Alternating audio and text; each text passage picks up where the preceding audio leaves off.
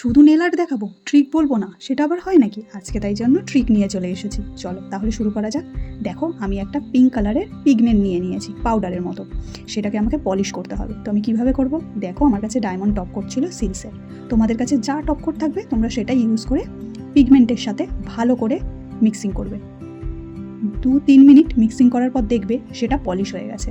তবে হ্যাঁ, মিক্সিংটা কিন্তু ভালো করে করতে হবে। ব্যাস, ওটা নিয়ে টিপের ওপরে ইউজ করলেই রেডি হয়ে যাবে, পুরো পলিশের মতো ফিনিশিং দেবে। এটা তো একটা ট্রিক হলো, এখনও তো আর একটা বাকি আছে। চলো শুরু করা যাক। আমি দেখো কার্ভিং জেলের কতগুলো বলস তৈরি করে নিয়েছি। কার্ভিং জেলের আর্ট করার আগে টিপের ওপরে ভালো করে আঙ্গুল দিয়ে জল দিয়ে দেওয়া। হ্যাঁ ঠিকই শুনেছো, জল দিয়ে দেওয়া। দেখো আমিও দিয়ে নিলাম।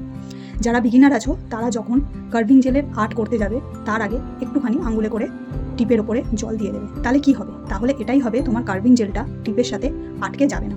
যারা বিগিনার আছো তারা এরকম হয়তো ফেস করেছো, ফ্লাওয়ার কি লিফ করতে গেছো, যখন ফ্লাওয়ার বা লিফটা হচ্ছে না তখন তুমি কার্ভিং জেলটা তুলতে চেষ্টা করেছো, তখন দেখবে তোমার টিপের সাথেই কার্ভিং জেলটা আটকে যাবে।